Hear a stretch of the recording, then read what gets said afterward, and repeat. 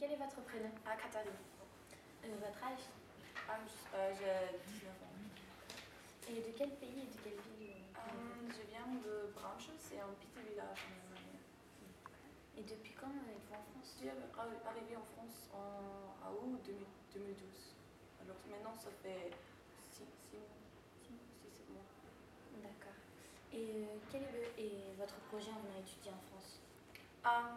Je suis venue ici parce que le campus de Centre d'Arbre c'est une très bonne possibilité pour étudier des langues asiatiques et en même temps apprendre des choses pratiques sur la politique et l'économie, des choses comme ça.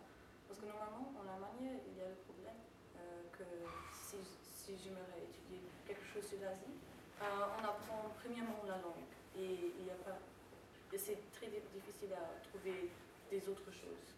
Voilà. Et quelles sont les différences fondamentales avec votre pays et ici? Oui, je pense entre l'Allemagne et la France, évidemment, il y a des choses avec comment dire, l'attitude de travail, je pense, parce que le français, il y a plus de pauses et des choses comme ça, et aussi les magasins, ils ferment un peu plus tôt, je pense.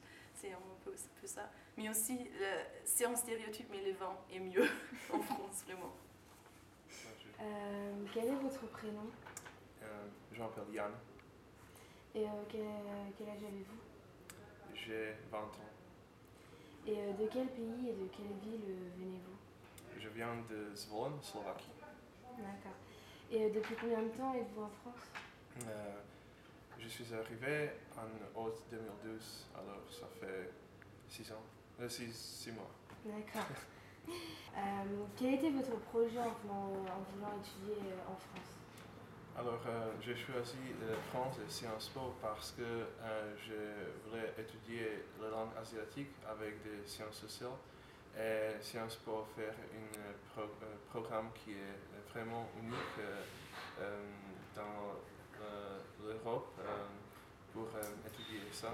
Et aussi, j'étais intéressé par la culture française. J'ai vraiment voulu vivre en France pour quelques années. D'accord. Et pourquoi avoir choisi la France plutôt qu'un autre pays européen?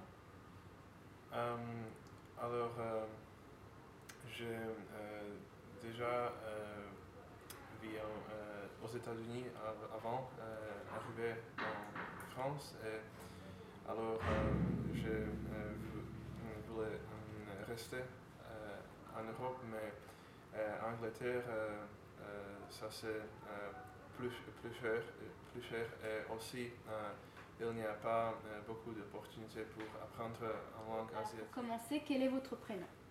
Je suis Elio. Et de quel pays venez-vous? Je suis italienne, mais mon père est des Pays-Bas. Quelle a été votre première impression en arrivant en France?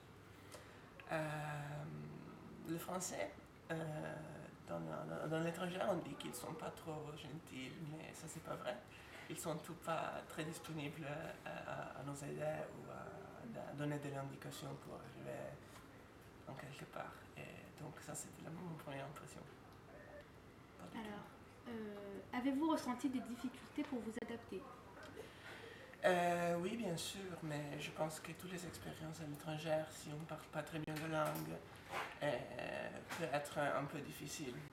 Comment avez-vous vécu ce changement de vie et de culture?